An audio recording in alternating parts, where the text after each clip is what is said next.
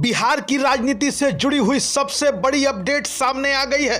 तेजस्वी यादव आ रहे हैं, पटना लौटने की तारीख सामने आ गई है और तेजस्वी यादव के लौटते ही एक बार फिर से बिहार की राजनीति गर्म हो जाएगी। राष्ट्रीय जनता दल के समर्थकों से लेकर बिहार की मीडिया, देश की मीडिया और बिहार की जनता भी कर रही है तेजस्वी यादव का इंतजार। अब तारीखें सामने आ गई हैं कि किस दिन तेजस्वी यादव लौटेंगे बिहार। तेजस्वी के विरोधी भी रोज मीडिया के माइक और कैमरों के सामने पूछा करते थे कब आएंगे तेजस्वी यादव, तो लो अब तेजस्वी यादव सामने आ रहे हैं। सबसे पहले आपको बता दें कि तेजस्वी यादव 6 जनवरी को नई दिल्ली पहुंचेंगे। 2 दिनों तक तेजस्वी यादव दिल्ली में ही प्रवास करेंगे। उसके बाद तेजस्वी यादव के पटना आने का कार्यक्रम है। कई सूत्र बता रहे हैं कि 7 जनवरी को तेजस्वी यादव पटना पहुंच जाएंगे। पटना लौटते ही तेजस्वी यादव अपनी भूमिका में वापसी करेंगे। एक तरफ वो बिहार विधानसभा में विपक्ष के नेता हैं, तो दूसरी ओर अपनी पार्टी राष्ट्रीय जनता दल के भी सबसे बड़े चेहरे हैं। तेजस्वी यादव इंडिया गठबंधन, महागठबंधन और बिहार में विपक्ष के सबसे बड़े चेहरे हैं। जाहिर तौर पर उनको विपक्ष को भी लीड करने की जिम्मेदारी है और अपनी पार्टी राष्ट्रीय जनता दल को भी आगे बढ़ाने की जिम्मेदारी है। चुनाव नतीजों के बाद वो निराश, हताश और उदास पड़ चुके अपने आरजेडी के कैडर के बीच जान फूंकने के लिए काम करेंगे।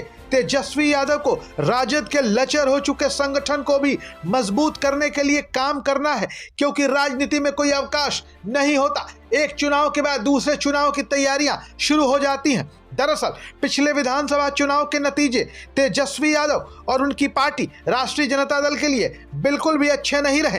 पार्टी और महागठबंधन का प्रदर्शन बेहद निराशाजनक रहा। नतीजों के बाद तेजस्वी ने आधे अधूरे मन से विधायक दल की बैठक ली और उन्हें विधायक दल का नेता चुना गया। अभी तेजस्वी यादव बिहार विधानसभा में विरोधी दल के नेता हैं। जब तेजस्वी यादव उधर परिवार के साथ निजी यात्रा पर थे, उस दौरान पार्टी के प्रदेश नेतृत्व ने प्रदेश अध्यक्ष मंगनी लाल मंडल के नेतृत्व में निरंतर समीक्षा बैठकें की। चुनाव नतीजों का अलग अलग स्तर पर फीडबैक लिया। अब वह रिपोर्ट तैयार है और यह रिपोर्ट सीधे तेजस्वी यादव को सुपुर्द किया जाएगा। जैसे ही तेजस्वी यादव पटना लौटेंगे, उन्हें पार्टी के प्रदर्शन की रिपोर्ट सौंप दी जाएगी और इसी रिपोर्ट और फीडबैक के आधार पर तेजस्वी यादव को एक्शन लेना होगा और यही एक्शन अब राष्ट्रीय जनता दल में कार्यशैली और भविष्य की नीतियों को प्रभावित करेगा।